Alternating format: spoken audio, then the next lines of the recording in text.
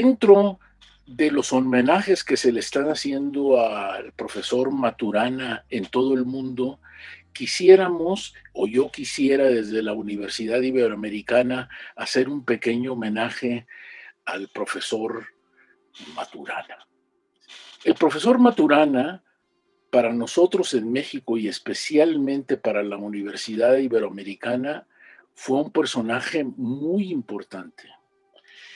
En su momento se le hizo una invitación formal de la universidad a propósito de que se tradujeron 2 libros de él aquí en México, en la Universidad Iberoamericana, y él muy amablemente vino a dar un seminario de 1 semana y media a la universidad.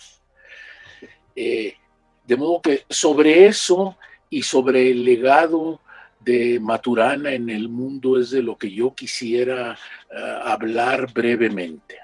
Primero, Maturana lo podemos considerar como un gran pensador de nuestro tiempo. No solo en este momento hablar de los grandes pensadores del siglo XX, sino con la actualidad del uno de los grandes pensadores también del siglo XXI. Por lo general, siempre las alabanzas a los grandes pensadores se dan a pensadores que tienen como un perfil, podríamos decir, más universal, en el sentido de grandes filósofos, de grandes literatos, digamos, grandes pensadores de las ciencias sociales, pero Maturana, y este es un fenómeno muy importante, Maturana lo podemos ubicar principalmente en el campo de la biología, aunque rompe con cualquier molde posible que pudiéramos establecer sobre él.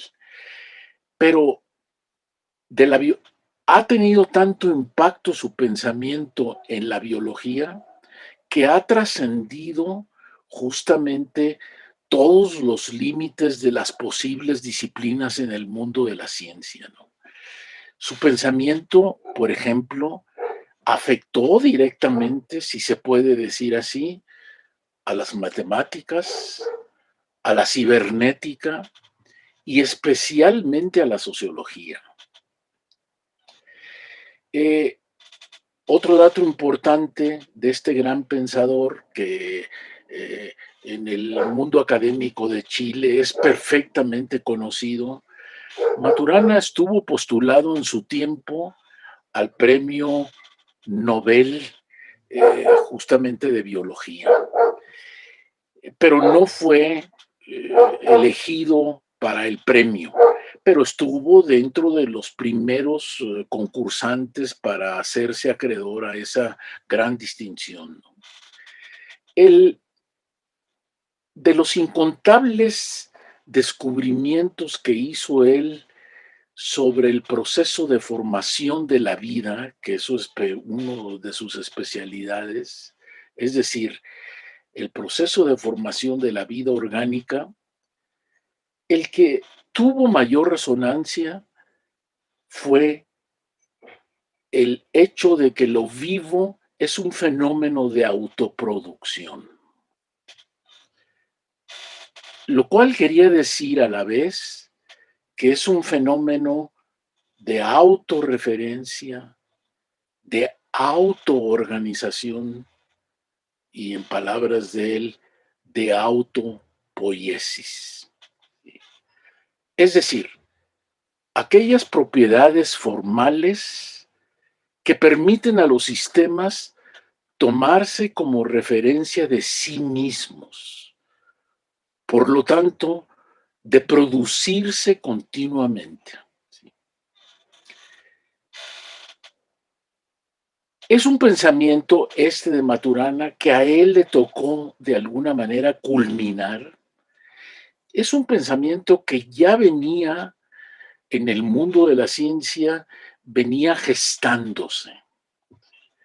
Pero a Maturana le tocó, y allí está el punto de su genialidad. Le tocó primero dar con el concepto fundamental que pudiera expresar esa idea y además dar una explicación muy fundamentada sobre ese hecho. Pero, por ejemplo, antes de Maturana y en el mundo de la ciencia, en un campo totalmente extraño, ya había mucho pensamiento sobre esto de la autoorganización, de la autorreferencia, de la autoproducción de un fenómeno. Por ejemplo, en la lingüística está nada menos que el pensador Saussure, que tenía pensamientos, digamos, semejantes, pero nunca llegó a la expresión conceptual tan brillante, podríamos decir, como fue la de Maturana. Hagamos un primer cierre. Maturana es un gran pensador, de los más grandes en el campo de la biología. Un gran pensador, digamos, también, y que tiene relaciones fundamentales, por ejemplo, donde él estudió, ya hizo sus posgrados de alguna manera y sus eh, procesos de investigación, por ejemplo, en Harvard, en Massachusetts, en el MIT, en la Universidad de Chile. Para todas estas instituciones, justamente cuenta Maturana como uno de los grandes, digamos, discípulos que pasó por sus aulas, ¿no? Eh, de modo que ese es el primer cierre. Tan importante es el personaje de Maturana que hace poco, ya perdí un poco la relación exactísima del tiempo, pero hace poco, hará unos 2 años y medio, la BBC de Londres le hizo un gran homenaje a Maturana, justamente acentuando cómo ese descubrimiento que él hizo en el campo biológico había trascendido los límites de muchas disciplinas o de muchas áreas en el campo de la ciencia. Lo vuelvo a repetir, de los principales afectados por su modo de entender las cosas están las matemáticas, está mucho la cuestión de la cibernética, especialmente la teoría de sistemas, y luego está también, perdón, la teoría de la organización, que tuvo en Maturana un catalizador enorme, y luego finalmente, qué decir, la sociología. ¿Sí? Eh, en la sociología, el pensamiento de Maturana está muy relacionado con el pensamiento de Luhmann. ¿Sí? Eh, Luhmann, sería muy largo explicar justamente digamos, las relaciones que posibilitaron ponerse en contacto a Maturana y a Luhmann. Pero brevemente podríamos decir, en Europa, una vez que se empezó a conocer el fenómeno de Maturana, porque había escrito 2 o 3 libros importantísimos, primero en Europa se empezaron a traducir al alemán, especialmente en Alemania. ¿Sí? Y causó en Alemania un cierto revuelo también en el ámbito académico, evidentemente, un cierto revuelo el tipo de pensamiento justamente de Maturana con la autopoiesis, con la autoproducción de la vida, con la autoorganización de la vida, etcétera, etcétera. Entonces, un día Luhmann, que no era muy dado a este tipo de cosas, un día Luhmann lo invitó a un seminario a Bielefeld. No es que los alemanes no sean muy dados a este tipo de cosas, sino que para poder invitar un profesor a digamos, a un investigador de otro país y de otro continente, etcétera, etcétera, las universidades son una infinidad de trámites burocráticos que hay que llenar. Y entonces eso limita muchísimo a los profesores a hacer invitaciones de este tipo formal a las universidades, ¿no? Porque hay que conseguirles una beca, un patrocinio, escogerles un lugar, etcétera, etcétera. Pero el hecho es que Luhmann, no siendo dado por estas circunstancias que también explico, a hacer invitaciones fundamentales a otro tipo de pensadores, logró que Maturana fuera un semestre a dar un curso sobre su pensamiento a la Universidad de Bielefeld, ¿no? Donde evidentemente estuvo el Luhmann. A partir de allí, de ese seminario, donde eh, se le digamos, se le cuestionaban a Maturana muchas cosas, pero también se admiraban, digamos, las posibilidades que podrían surgir de su tipo de pensamiento. Evidentemente que Luhmann le dedicó especial atención al pensamiento de Luhmann y en un momento dado en el año, incluso se puede especificar precisamente en el año de 1984, Luhmann decide, y esto es importantísimo, organizar todo lo que había trabajado anteriormente su teoría, ahora organizarlo bajo el eje del pensamiento de la autopoiesis. No solo de la autopoiesis, pero para el caso ahorita de Maturana, el concepto fundamental, uno de los conceptos ejes de la teoría de Luhmann, vendría a ser el concepto de autopoiesis.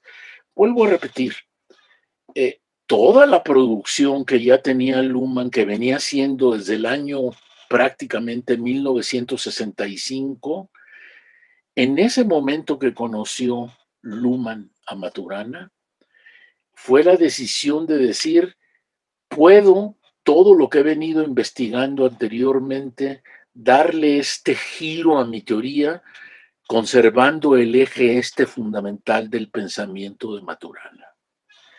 Lo cual, eh, para efectos realmente de impacto en Europa, en el mundo de la academia, para efectos, fue muy grande el efecto este de este giro que también Luhmann consolidó, pues, de alguna manera con su teoría, ¿no? Porque,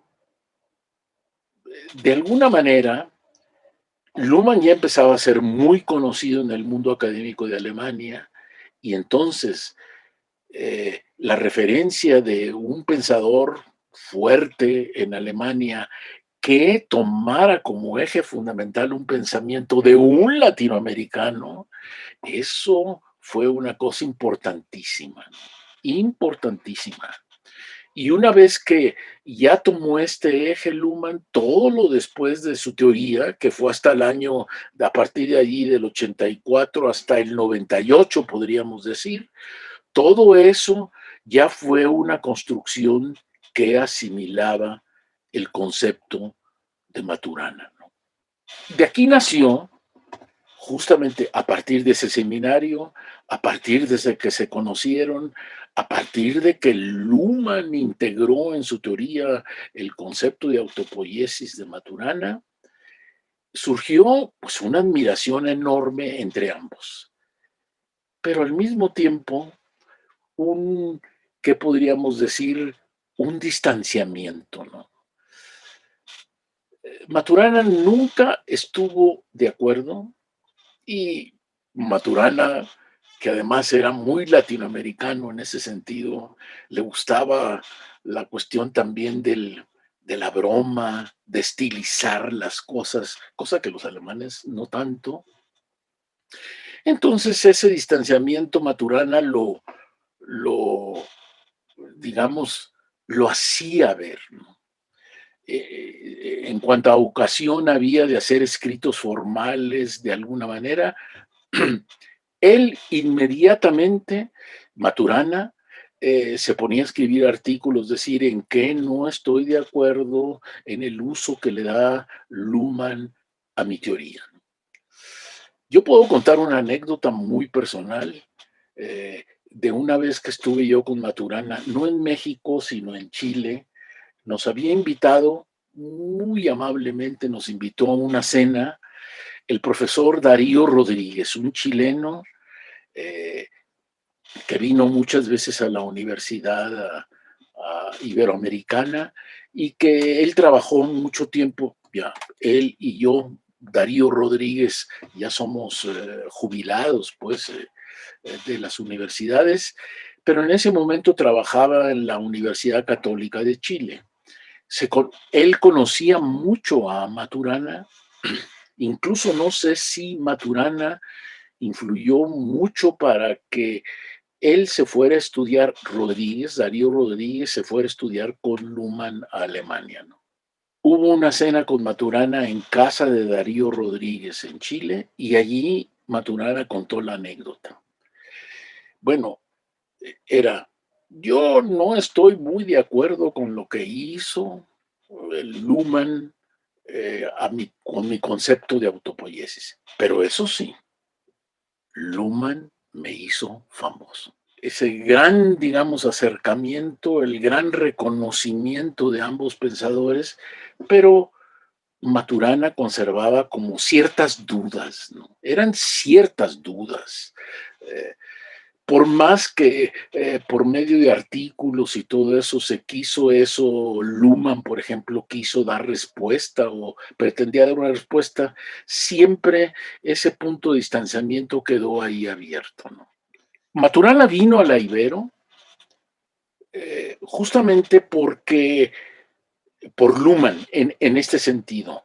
Nosotros habíamos empezado un gran proyecto, ahora se puede decir que era un gran proyecto, cuando lo empezamos no sabíamos si iba a durar. El primer personaje a quien se invitó en la Universidad Iberoamericana fue a Luhmann, a que viniera a explicarnos un día también a un seminario a la universidad de 2 semanas, que viniera a explicar un poco el primer libro que se tradujo aquí en México, que se llamaba Los sistemas sociales.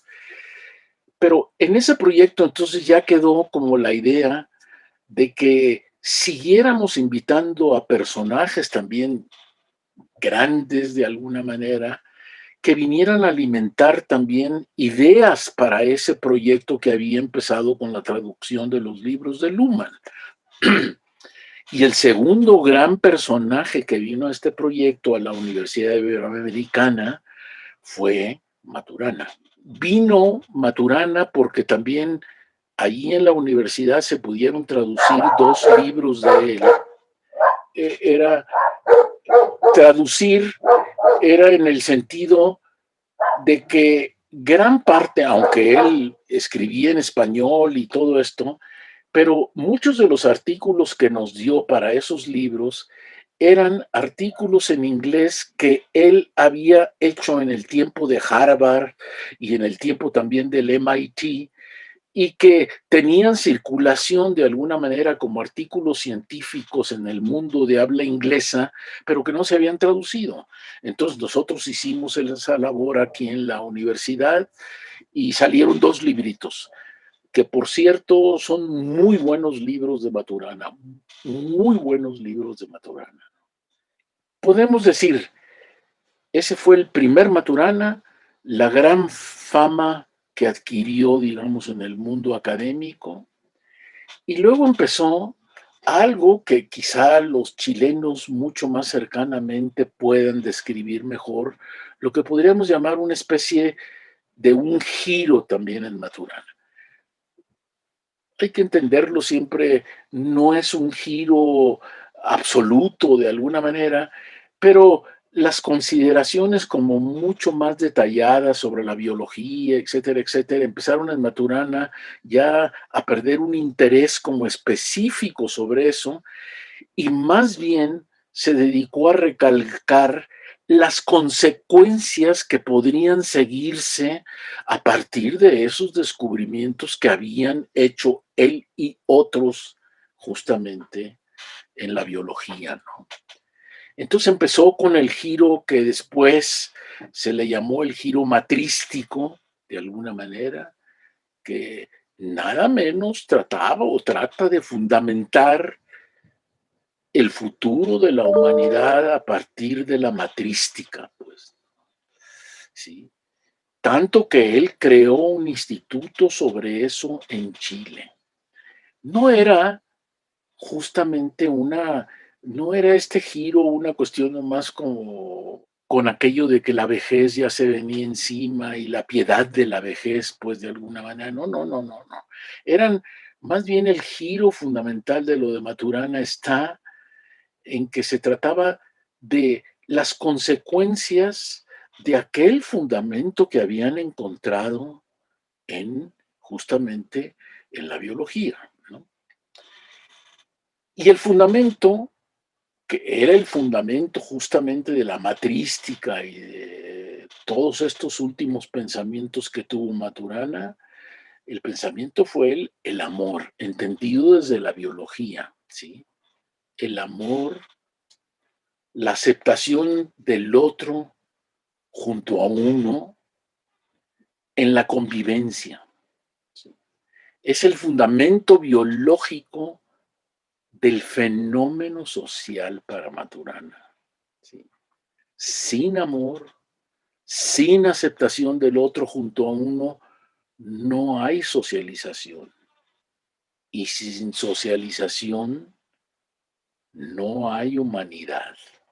¿Sí? Podría yo concluir en esta breve cápsula, pues, del gran pensador, que Maturana fue un gran hombre, un honor para Chile de alguna manera tener un personaje así, un gran pensador, un gran honor justamente para el mundo de la ciencia, para el mundo académico y un gran luchador social. Yo concluiría con eso.